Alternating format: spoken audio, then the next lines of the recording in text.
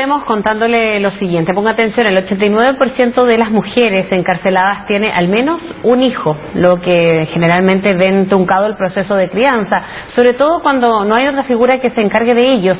Para conversar al respecto nos acompaña aquí en el estudio el jefe del programa de la Fundación San Carlos de Maipo, Raúl Perry. ¿Cómo estás, Carlos? Bienvenido. Hola, buenas tardes. Buenas tardes. Bueno, primero comenzar afirmando este 89%, es decir, casi la mayoría.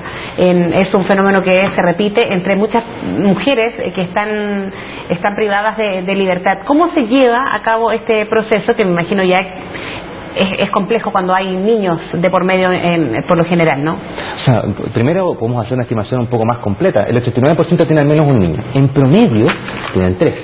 Y lo que nosotros estimamos es que hay de alrededor de 8.000 niños que se ven afectados porque sus mamás tienen algún proceso de privación de libertad. Incluso tú lo puedes vincular con otras temáticas. Estimamos que más o menos como 100 niños cada año entran a Sename porque se ven privados del cuidado de su madre. O sea, las madres que quedan privadas de libertad son el último baluarte del cuidado de estos niños. Y por eso que en el fondo en la Fundación de Maipo hemos tomado como alta preocupación el qué podemos hacer para que el proceso de reinserción social de las mujeres que van saliendo de la cárcel se complete de mejor manera y sea realmente un proceso de inserción social tanto desde la perspectiva del trabajo, que es la que generalmente uno tiene como más presente cuando habla de reinserción, como de la familia. Claro, ¿qué pasa, por ejemplo, en procesos en que la madre está recluida y por largo tiempo? Ahí me imagino que el tratamiento para con los niños se vuelve más complicado. Hay que acudir a qué, en este caso, cuando la mamá definitivamente no va a estar presente en un o buena parte del tiempo de la vida del niño. Yo creo que hay un caso que nosotros tenemos dentro de las personas que hemos atendido nuestro programa de reinserción, que nos decía: cuando yo entré a la cárcel, mi hijo no hablaba, usaba pañales y no caminaba. Y cuando yo salí, mi hijo se movía por todos lados, no usaba pañales y hablaba de todo. Y yo me perdí toda esa etapa. Entonces, claro, desde la perspectiva del niño está todo el tema de cómo podemos hacer para que ese cuidado se fortalezca, pero hay todo un tema con respecto a la madre, que hace tan complejos los procesos de reinserción de las personas que salen de la cárcel. Las mujeres que han estado privadas de libertad son algo así como el 8% de la población penal total. Eso son algo así como más de 4.000 mujeres. Por lo tanto, cuando uno piensa en la cárcel, piensa en general las cosas de hombres, en la de perspectiva masculina. Sin embargo, la perspectiva femenina desde la perspectiva de cárcel es distinta. Y en este punto en particular que estamos tocando aquí, lo que se nos hace muy claro es que la realidad socioemocional, la vida afectiva de la persona que sale, de la mujer que sale de la cárcel, es muy importante para su proceso de reinserción, para volver a conectarse con su familia. ¿Cuáles son los protocolos, por ejemplo, de un niño que tiene a su mamá en la cárcel? ¿Cuánto la puede ver? Porque me imagino que tampoco es un tema de crecimiento ajeno a la realidad materna en este caso, ¿no? Efectivamente, yo creo que es importante entender cómo son las mujeres que están privadas de libertad. Hay dos grandes perfiles. Sí, el perfil que están vinculadas a aborto, que tienen penas cortas, de 60 días, entonces son multireincidentes, entran, salen, sus relaciones siempre truncan con sus hijos. Y están las de microtráfico. Las de microtráfico tienen penas más largas, pueden llegar en el fondo casi a los 5 años. Nosotros hemos visto más bien penas que van del orden de los 530, 540 días. Ahí, claro, la relación es compleja porque el espacio que existe en los penales no necesariamente es el más apropiado para que las mujeres que están en ese proceso puedan tener un buen vínculo con ¿Y no van?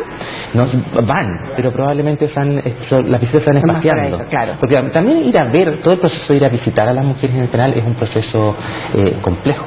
Por eso en el fondo, desde la perspectiva de la Fundación San Carlos de Maipo, dado que tenemos estos dos perfiles y que si bien las penas no son tan largas, el 80% de las mujeres están condenadas a penas más cortas que 5 años. Entonces la pregunta quizás no es tanto cómo ayudamos a que este proceso en la cárcel sea el más firme posible, sino cómo hacemos para que salgan de la cárcel, se inserten en la sociedad y no vuelvan. Y ese es el punto, en el fondo, como fundación queríamos proponer unas 4 medidas que creemos son muy importantes para que este proceso de reinserción se dé. Y la generalidad, por ejemplo, de las mujeres que salen, hay un cambio en ellas, porque hay hijos de por medio, las que van y vuelven, decías tú, básicamente es una realidad que se va repitiendo, los niños van creciendo también con ella. ¿Cuál es el perfil, o de estos dos perfiles, qué es lo que se repite, o la conducta que se repite en las mujeres? Se repite básicamente un gran tema de exclusión social, un tremendo tema de exclusión social. Estamos hablando de los segmentos probablemente más excluidos de la población. Primero, casi el 70% de ellas relata eventos de violencia o agresión sexual en su infancia. Después tenemos casi otro 70% que este sector escolar que no logró terminar el colegio. Y otro 70% también que tiene violencia intrafamiliar, específicamente con su pareja. Entonces, también son en promedio 10 veces más problemas de consumo problemático de sustancias, alcohol, drogas, que el resto de la población. Entonces, es un segmento realmente muy fluido, generalmente vinculado a temas de pobreza, vulnerabilidad. Y esa realidad hace que uno piense lo siguiente: ¿realmente han estado insertas socialmente alguna vez? ¿Podemos hablar de reinserción o tenemos que hablar de frente de cómo hacemos para generar inserción social que ayude a los procesos de crianza, que acompañe la realidad de los niños con los que están?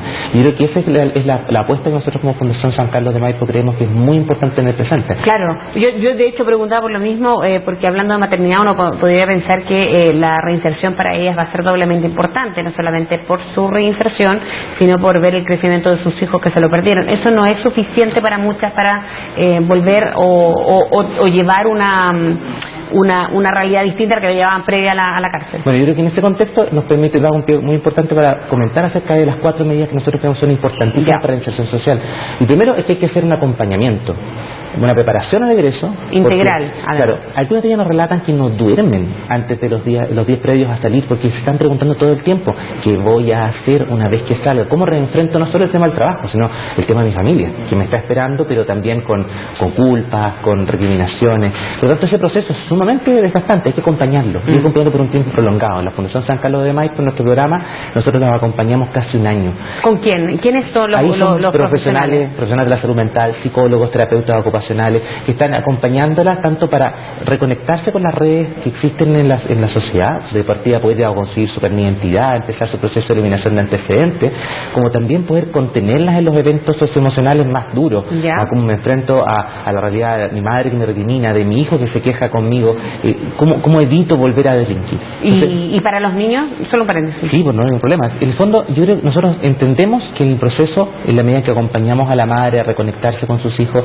esos niños van a estar mucho mejor. Nosotros hemos tenido evidencia en otros programas que hemos estudiado que cuando uno interviene el vínculo familiar, los niños mejoran en su situación. Los padres pueden ser protagonistas del desarrollo positivo de sus hijos. Siempre. La segunda medida que creemos, que tiene mucho que ver con lo que tú me preguntabas, acerca de cómo evitar volver a esta misma situación, es que creemos que deben buscarse elementos para eliminar antecedentes cuando las personas cumplen sus penas corporales, en los casos de simples delitos o faltas, que corresponden al 80% de las mujeres que están en este momento saliendo de los centros penitenciarios. O sea, grupos que tienen menos de 5 años de condena, ya cumplieron la pena corporal. Sin embargo, sus antecedentes se mantienen manchados porque hay multas asociadas a esos delitos. A veces multas de 40 UTM.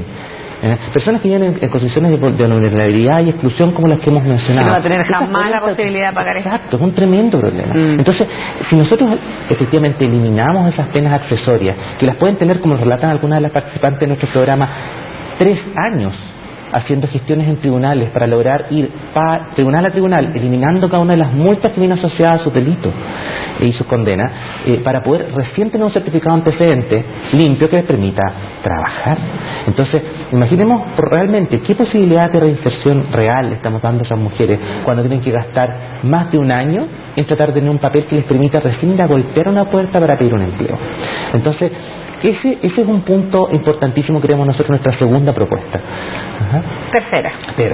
Sí, voy atenta porque, bueno, de ahí te hago unos comentarios respecto a eso y las políticas también que se han aplicado respecto a lo mismo que está haciendo la Fundación. Si nos acompañada por la otra, se va convirtiendo, me imagino yo, en un círculo vicioso, ¿no? Exacto.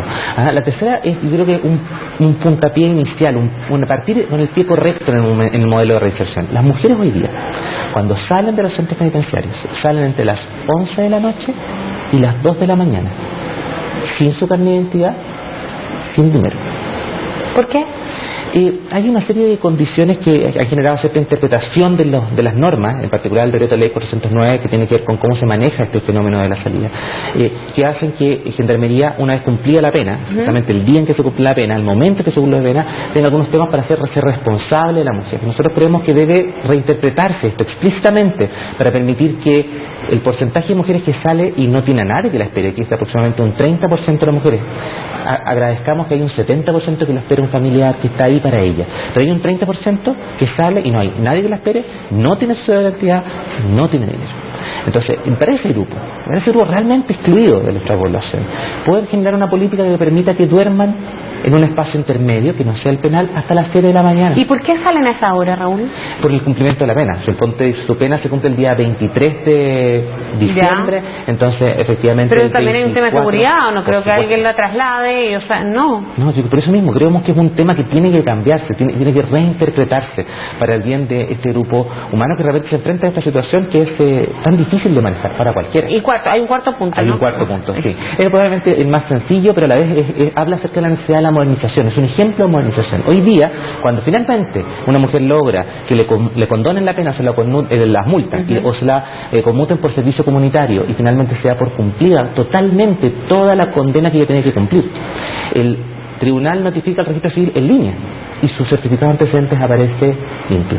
Pero si quiere eliminar antecedentes, que es un fenómeno mucho más importante para dejar atrás toda la historia criminal, ella tiene que volver a ir a tribunal a buscar un certificado para ir a Gendarmería, porque Gendarmería no está interconectada en línea con tribunales. Aquí es un ejemplo de cómo podemos ir modernizando el Estado para hacer un bien a un grupo tan excluido de la población. Las políticas de Estado, en este caso, ¿los han ayudado ustedes como fundación? ¿Cuánto tiempo tienen ya para ir finalizando, Raúl? Sí, la fundación tiene casi 20 años, hemos estado trabajando en este tema con fuerza en los últimos 4 y ha existido una coordinación permanente con Gendarmería.